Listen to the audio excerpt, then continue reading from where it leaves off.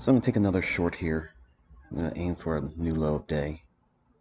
And I've been busy the last 2 days trying to push this.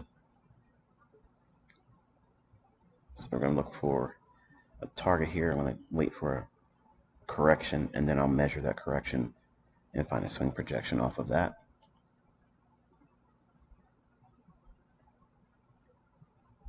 And that dotted line is essentially where sell-side liquidity is for today.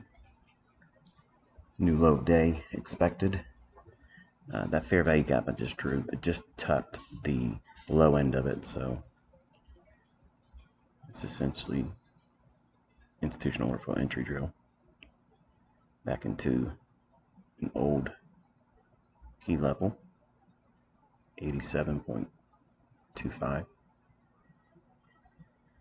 So it should be done now. That little spike up, clearing out that fair value gap into a bearish order block, which is the down close candle green. The green candle at the red line that it just traded up to.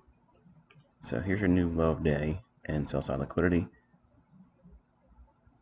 and a swing projection mapping out the distance of how far below that intraday low I expect it to go to before reaching my target. Now I'll take a partial because it's non-farm payroll once it gets below the new low of day.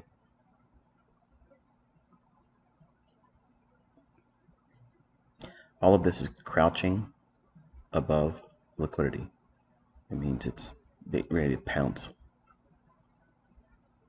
and the market will start to gyrate and aggressively seek that sell side liquidity.